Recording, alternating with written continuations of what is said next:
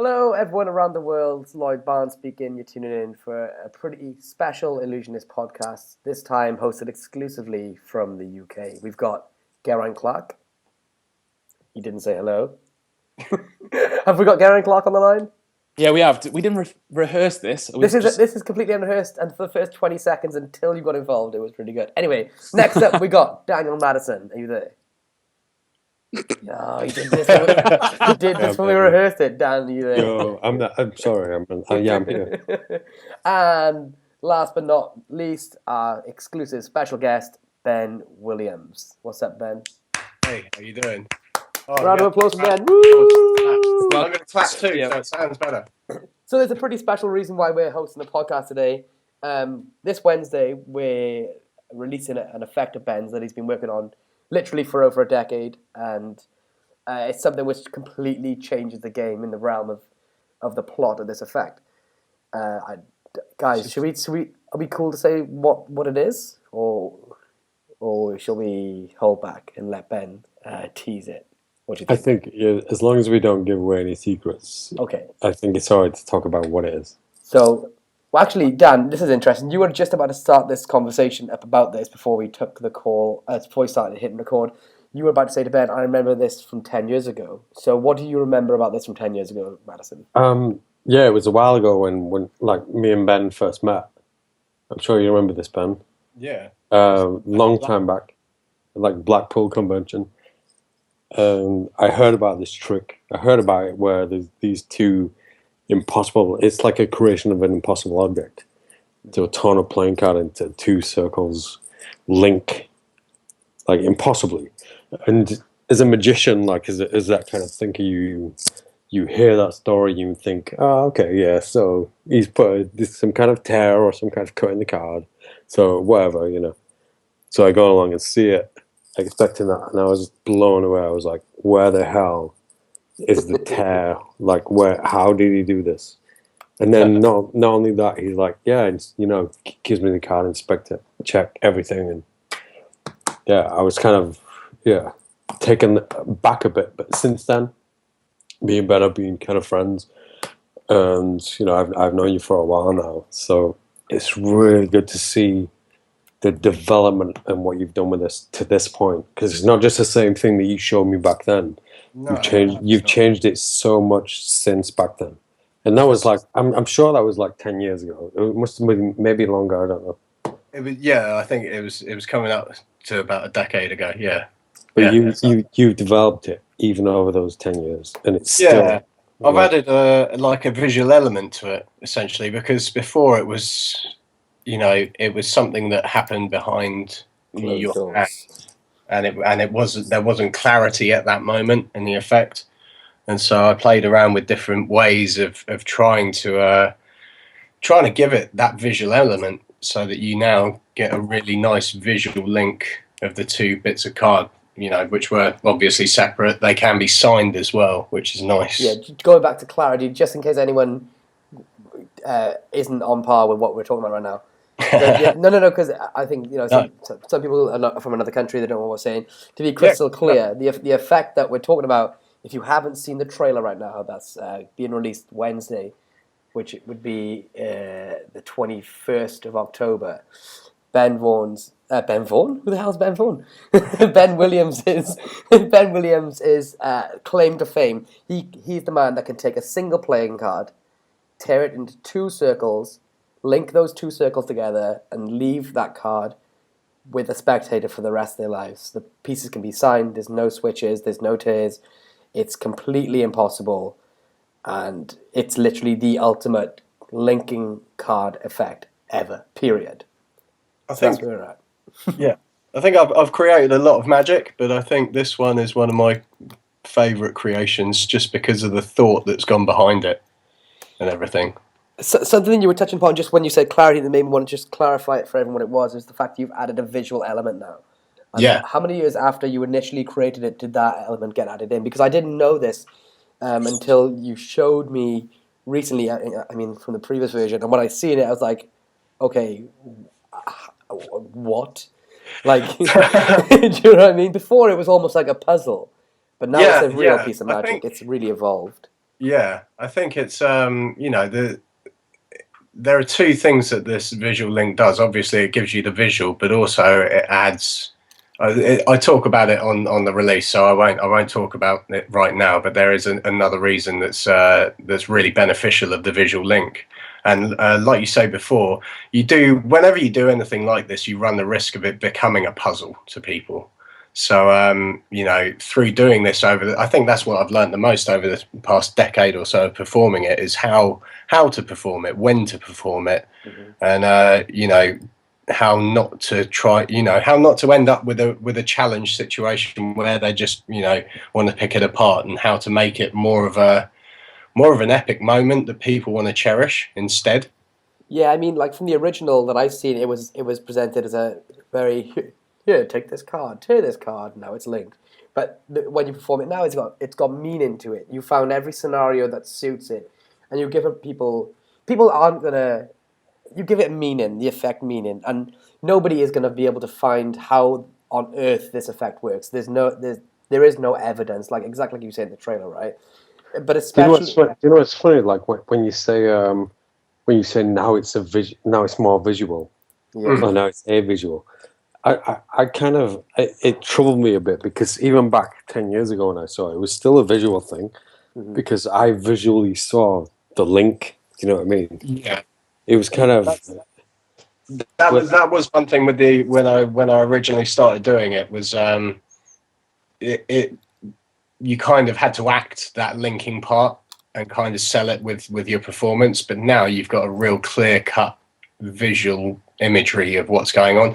You can show it like you're holding the two rings together and then pop it through visually like you see on the trailer. You can totally do it like that, but I still like to do it with just the cover of my finger, like you see it more on the trailer.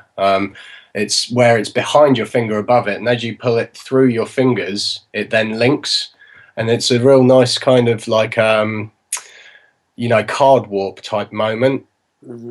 Yeah. And so it's I don't even do it hyper visually when I perform. I like that mystery of it being behind my fingers, but it's so much clearer now.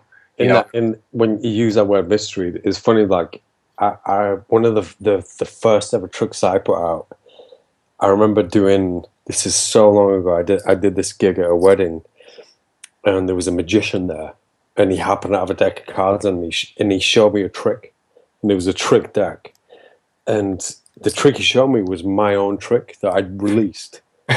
Right, so and he was like, "Oh yeah, I can do a trick. I've got a trick. I've got a deck of cards," and I was so tempted to say, "Oh man, that's my." Was it trick. Jay Sankey?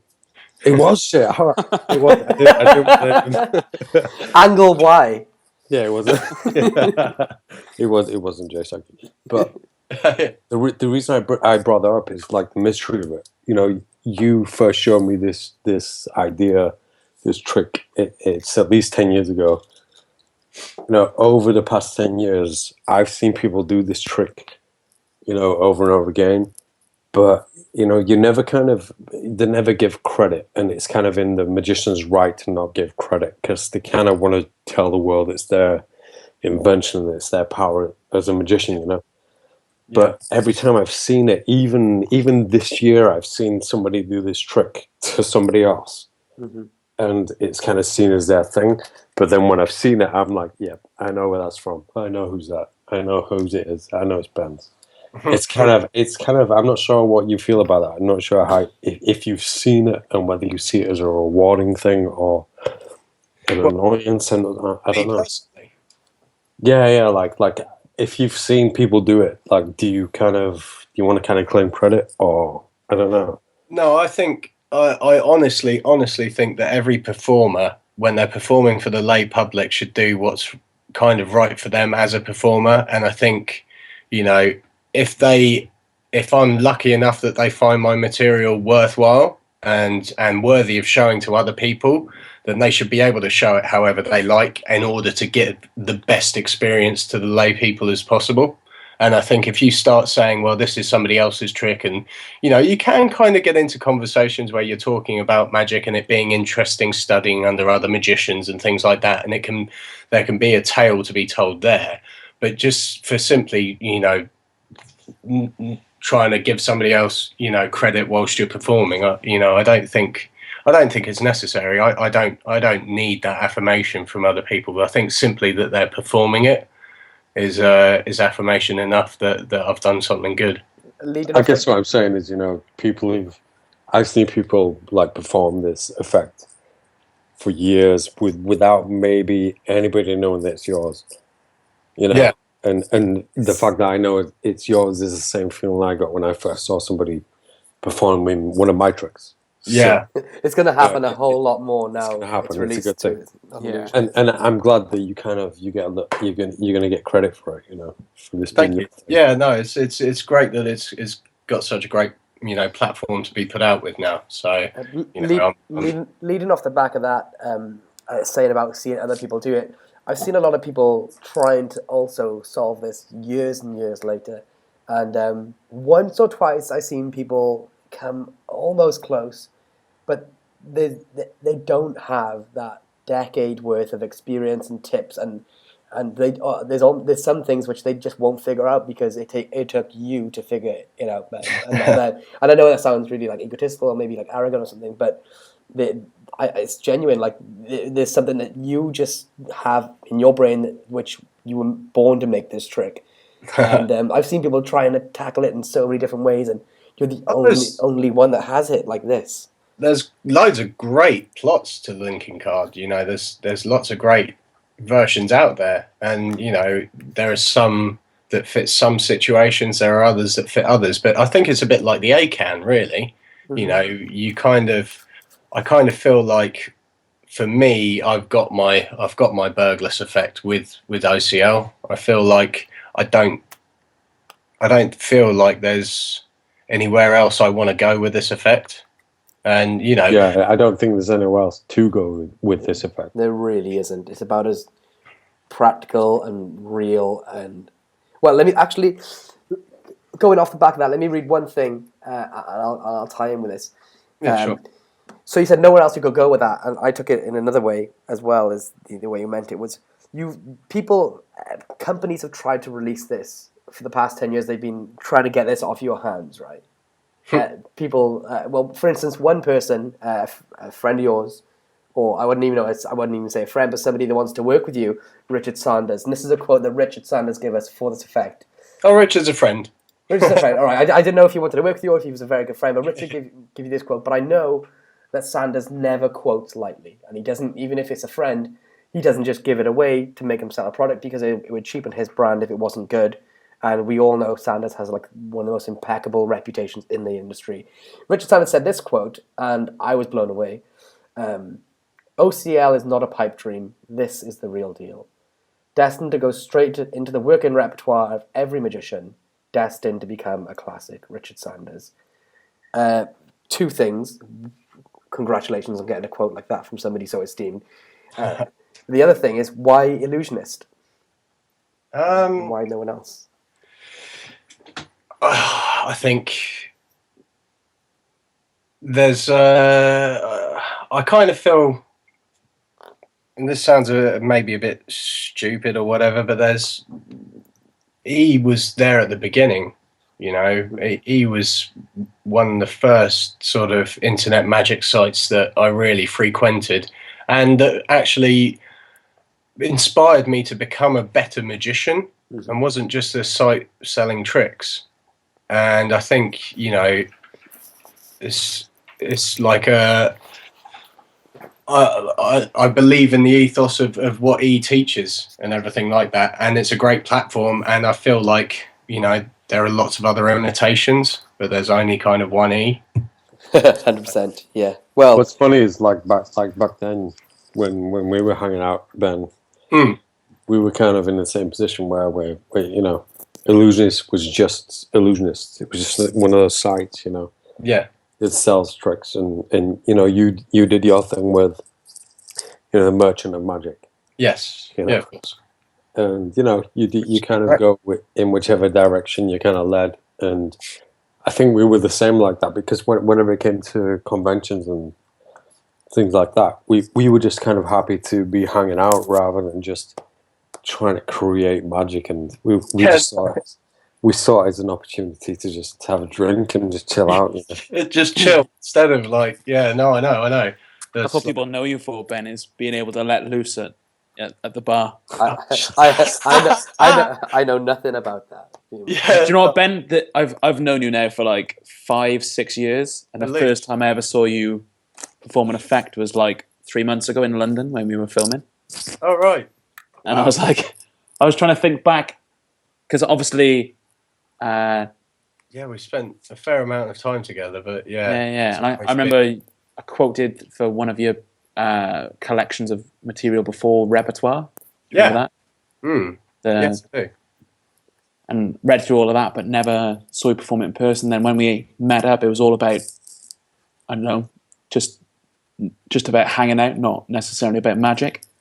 Yeah, I know. I think I live magic day in, day out, and I love creating. I love jamming with magicians. I love teaching. I love all aspects of magic, but I do like just hanging with my magic buddies, but it not just being about showing the latest light that you've come up with or anything. Yeah, there are times where that's great, but you're all mates as well as just people that do tricks to me. So yeah, I mean, one of the bits I was impressed with is because obviously we were down in London filming like Fly and other things and some stuff with Henry White and plug.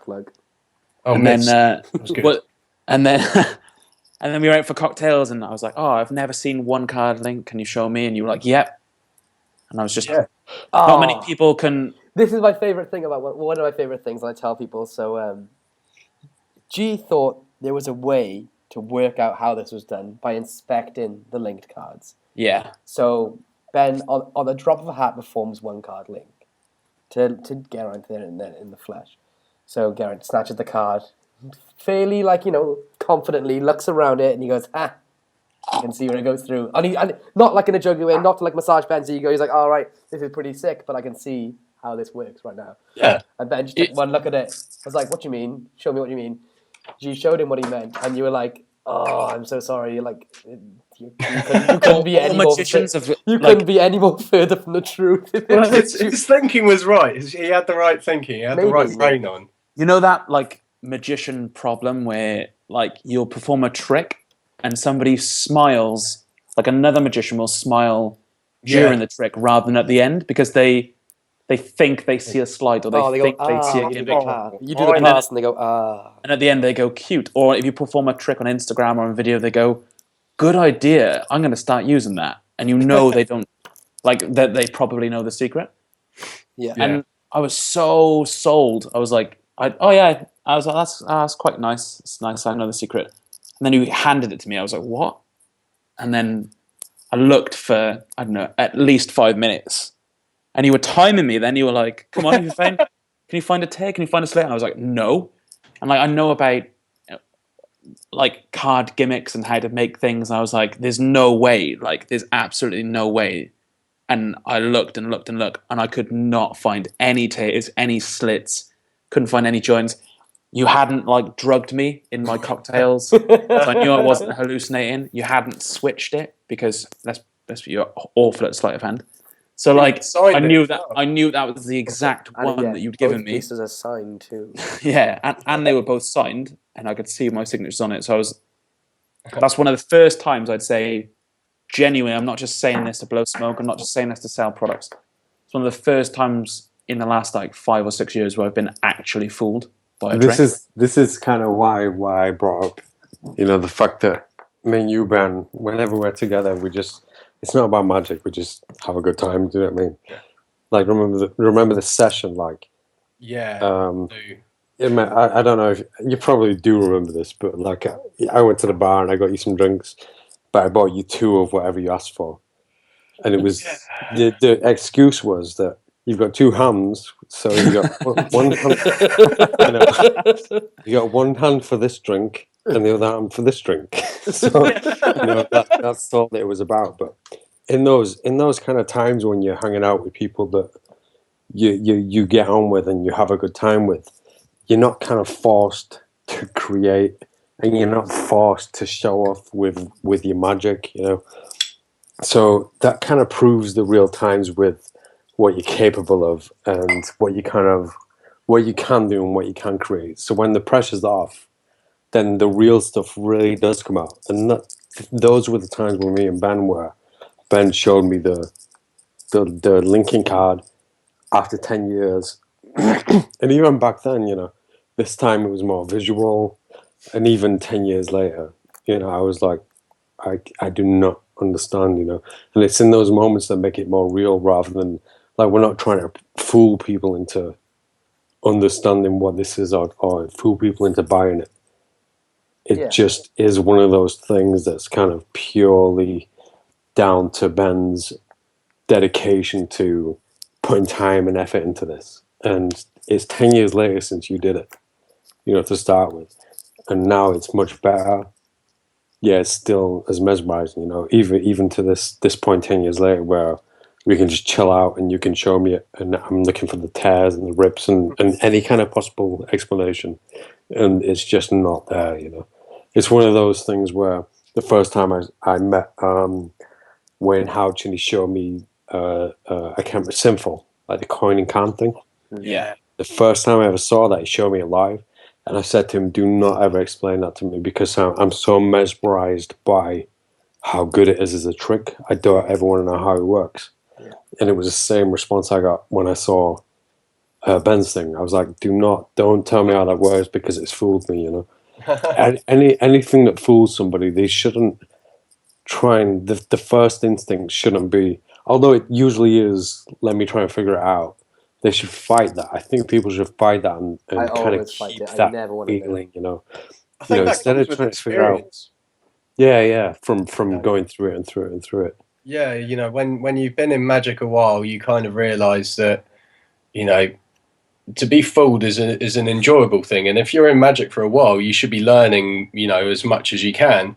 And then so less and less fools you. So if you do genuinely get fooled, then yeah, lap it up. I remember being fooled so badly by a French magician, Arthur.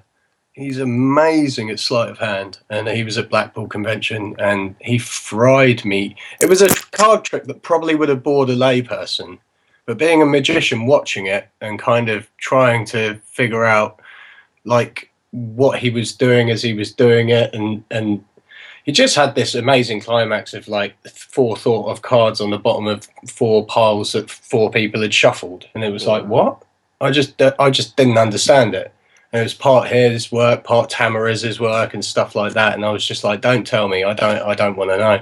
I just want to like this, enjoy this feeling, because you rarely get it when you've studied magic for a while. I say that like I'm echoing. Where's that from? I say that it's hard to work out tricks as a long-time magician. It's hard to work out tricks, but it's even harder to view them as a layman. Yes. Because I remember you just get so much more pleasure if you can sit back and ignore the double lift or ignore the top change. And if you can do that, I think, you get all these kids online going, cute, clever, oh, nice, oh, yeah, not original on tricks. And it's like, when you post them on Instagram and it's just something you've done like 2 minutes before just to like entertain people. But those are the kids that seriously have like 10,000 miles left worth of training, and it shows their ability, to be able to view any trick as a layman and enjoy it and let yourself be fooled. I think it was Paul Zenon I first heard. I think he called it the Santa Claus or the Santa sacrifice, something like that. Whereas, as soon as you figure out that Santa's your dad, then there's no turning back from that. I haven't got a dad. Well, that's a whole different. That's a whole different. So in that sense, you don't have a Santa Claus neither. But that's pretty much it. That's why I create magic tricks for a living. But okay, so for the last half an hour, we've spoken about how much of a miracle this is. This is the type of trick that will literally turn magicians back into laymen without them having to do any thought process, because it's just fooling. It's impossible. But let's get real for a couple of minutes without exposing anything. Let's tell people what are maybe some of the realistic sides about doing this effect. Do they have to prepare anything? How long is the preparation? Don't explain, what it is, but let's be real for a minute. There is preparation. You do need to create a gaff. Once you get down to it, I mean, I can create a gaff. I do them as a bunch, so I could probably create a gaff in three minutes or so. So it doesn't take too long to do it. Obviously, the better you do the gaff, the better result you're going to get at the end. So when you first start it, you want to take your time over it. But I think, you know, as far as some of the gaff making goes in the card magic world nowadays, it's actually not too bad at all. Well, I was texting you the other day, and I was like, oh, I just made another one. Yeah, yeah. And it was so easy. And I do a lot of stack deck work, and to take a shuffle deck and stack it into mnemonic takes longer than it does to make the O.C.L gimmick. And I'm a beginner, because I relearned it after all these years watching back the explanations. So really, I think it's a fairly easy. I'd say there's only one bit which somebody may slightly struggle over for the first time they try it. Yeah, there are it's just parts so that easy to you've got practice used to. making them. Yeah. That says something that potentially is like that's another point. If things in life are meant to be like ridiculously easy, then everyone would be a magician. And that goes into like practice. We see a lot from people when a trick comes out. How easy is it? Does this require practice? Yeah. and my obvious answer to that all the time is, Yes. of course. Like Even Tenyo tricks. yeah, like of course really it work requires them. practice. Of course it requires that time. But once you put that small amount of time in, you're going to be able to do something that I've not seen, and I've not seen any other magician. I know this is like quite an underground effect, and it hasn't been released to the masses, at least on Illusionist scale yet. But I've not seen anyone perform it, and I've not seen anyone perform half of like the best tricks in the world. Like not many people know mnemonica yet. You watch people like Doug McKenzie or Blaine kill an entire room with a borrowed deck with mnemonica because they put that time in. Yeah. And like for 3 minutes like that, for some people they might be turned off by having to prepare anything at all. And for that, like, what would you say to those people, Ben, that they just want something something self-working? I mean, there's a place for self-working magic. You know, there's a place for any type of magic, and if that's what you want, then maybe this isn't for you. But I can honestly say it really isn't that hard to create one of these. And so, you know, if it's something which you are intrigued by, you know, then it's certainly worth giving it a go, because there's not been one person that I've taught this to personally that hasn't been able to pick it up quite quickly. It's easy. You know, Teller says like it's not always the best tricks that are the simplest. It's sometimes actually the best tricks are the most complicated. But the beauty of this trick is that it's one of the best tricks, but it's not really that complicated, and it's, you know, it's in the middle somewhere. I mean, this is how good it is. I've had access now for the last like 10 months to watch whatever I want on Illusionist, and today is the first time I've dipped into it. Right. Is to watch your thing, and our webmaster, the guy who runs our website, he's learnt it as well. and Adam, the GM, he's learnt it, and it's gone right into his working set. No. There's actually a story behind this, and I'm sure Adam will probably pop up online throughout the launch of this. Adam learnt this from you originally 10 years ago, Ben. Remember he told you about this? Yeah, no. And it inspired him to create an effect of his. I won't go into it until you know. Is this back when he was homeless? yeah. Or at least when he looked homeless. No, this inspired Adam to create a certain effect many moons ago, which ended up putting him in the position where he is today. And he said he reached out to you and he said, Ben, I'm so enthralled by the fact that you're putting this out with Illusionist, because literally this effect got me to where I am today. And I think that's quite a profound thought, to think that this is one of those type of pieces of magic that could get someone who picks this up into that's very nice to say. I think obviously Adam's done a lot of hard work as well himself, but I don't know, he's put a lot of weight on since I've seen that effect too. So I think a lot less work. No, I'm kidding. I love him. He's like one of my brothers. But yeah, no. It's You know what?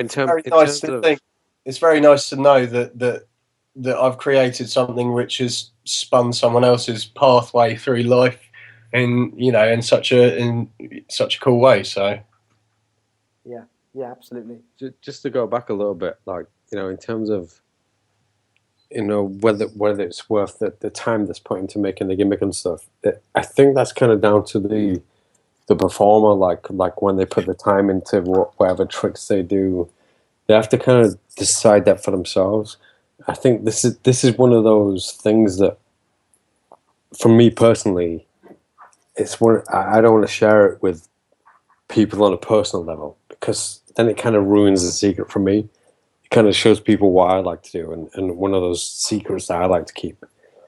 Yeah. And I think once people, once they actually make it and they actually go out and do it, then they will realize the true value of it.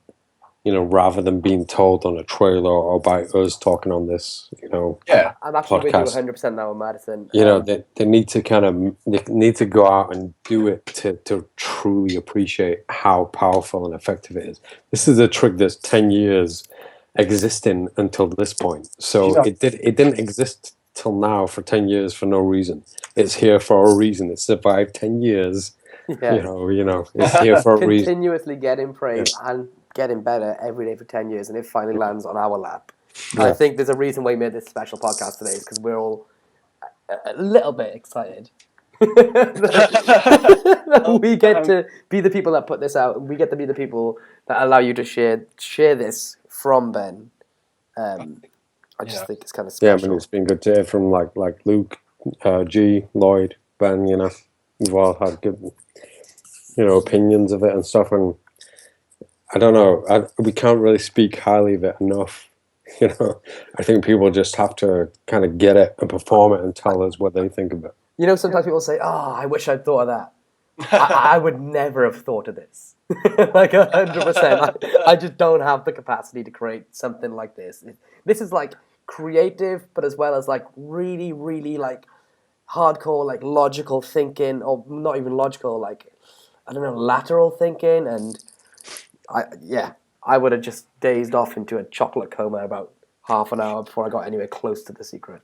Here's my question, Ben. Like, you perform like a hell of a lot. You do a lot of gigs, and even watching you doing something like O.C.L, everything is slick, and you've done it 1,000 times. And like, I think this is one of those like souvenirs that sort of kills off Anniversary Waltz. Like, you'd never need to do Anniversary Waltz again if you've got this in your repertoire. So I haven't done Anniversary Waltz for years and years. But thousands of magicians across the world do. So I'm curious, because I perform Ambitious Card for people, and they come up to me like 5 years later, and they've still got that card in their wallet or pinned on their board at home. Have you ever had anyone come up to you with that souvenir, or it's in their purse, or they say that it's stuck to their fridge? There are people that I've performed this to that have kept it, certainly. I don't know. I've never actually bumped into somebody again from a gig who's done it, because I won't just bust this out everywhere. This is something. This will be the thing which I'll do. If you want to spend a moment with somebody and create a moment for them, or it's one of my top table tricks for weddings, so that the bride and groom end up with these two linked rings, with the bride having signed one and the groom having signed the other. It makes for a really nice sort of keepsake. I've got on my desk just here from like about this. I think this might have been the same year I showed you, Daniel. I've got a signed one card link from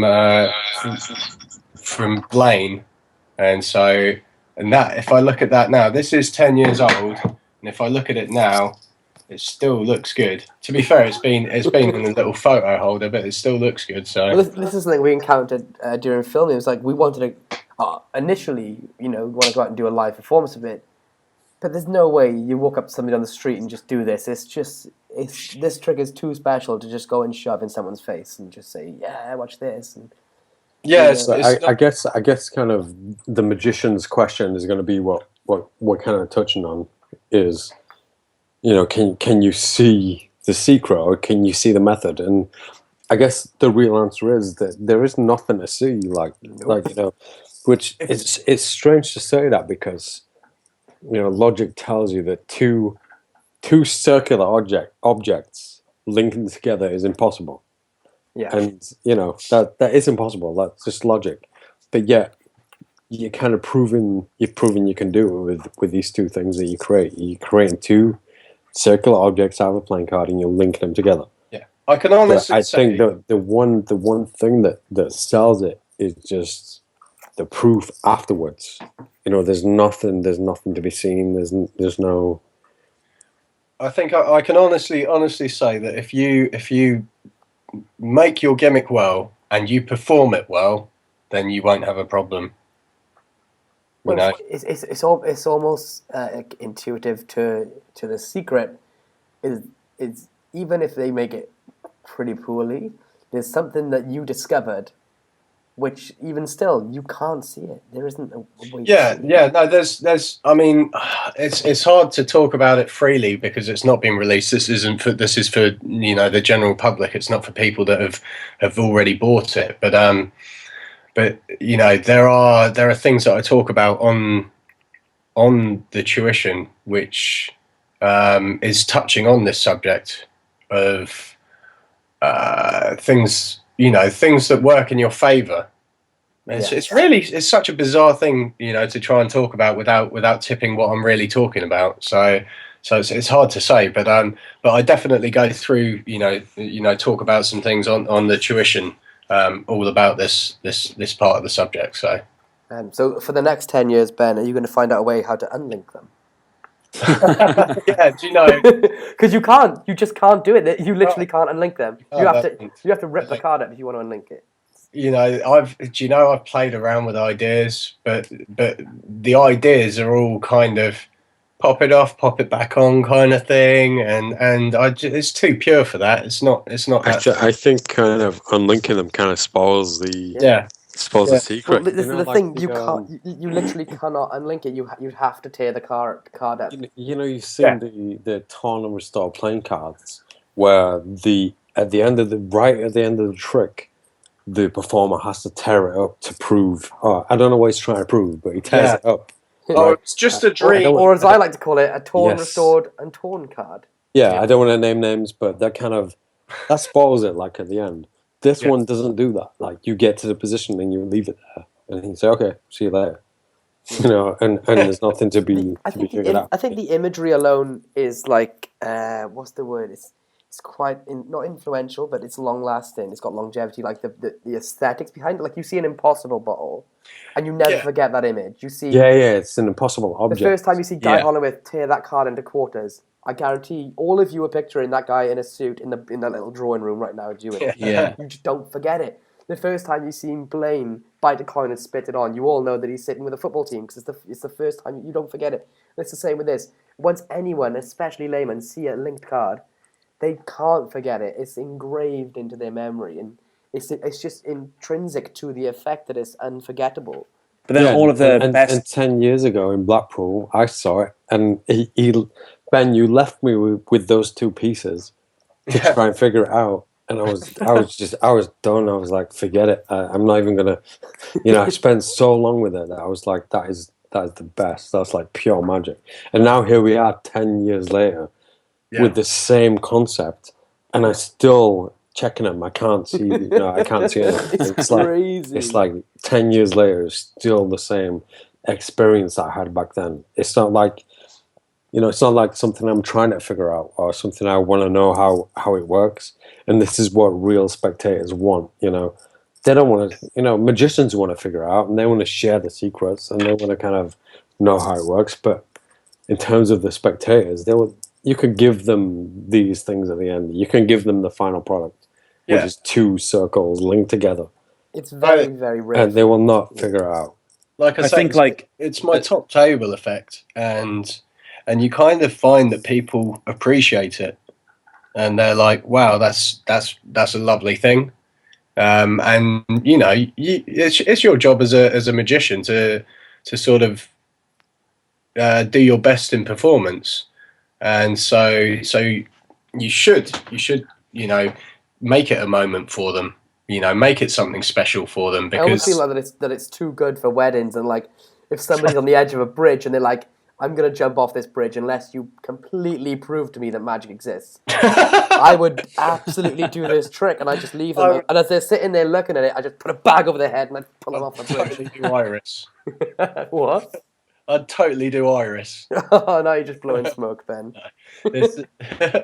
Nap.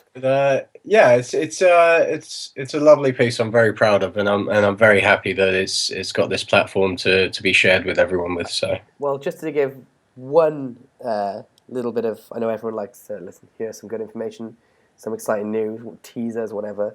Not only did we film one card link, we also filmed a few other pretty incredible tricks of Ben 2, and you guys are going to see them in the coming weeks and months after O.C.L comes out. Totally different flavour to O.C.L. Completely different flavour to O.C.L in every way, shape, and sense of the sentence you can imagine. But they're incredible. They're also incredible, and these are the things we went out and filmed just in a local bar, just doing them to people who are out having a drink, having some food, and the reactions speak for themselves. But I'm not going to say any more about those. Is that a hint as well, Ben? Totally different flavour? That could be like a really clever hint. That was definitely intentional. Oh wow, that's hilarious. Ben, I advise you to go on to all I your have no idea what you're talking about. But... Ben, go on all of your social media and please delete any videos you may have posted excitedly in the past 6 years. Yeah. So, but yeah, no, there's definitely some more stuff to come, which I'm very happy about and very proud of as well. So anyway, guys, I'm going to try and bring this to an end now, because I think if we sing the praises of this effect anymore, I think Ben's head may well just blow up and float him through the chimney like a red-hot air balloon. But honestly, genuinely can't speak highly enough of this effect. This is about as close to real magic as magicians, and absolutely for laymen. This is as close to real magic as it gets. You tear a single playing card into 2 hoops, you link those hoops together forever, and there's nothing to find. They're permanently linked. It's O.C.L by Ben Williams. Black Club, you get it tomorrow, which is Tuesday the 20th. Wednesday, you get it on the 21st to the general public. If you haven't already, try and check out the trailer anyway. And I think I want to say thanks and goodbye from Geraint, Dan, and Ben. Thank you very much. Goodbye. Bye. All right. Bye. Take it easy. Till next time.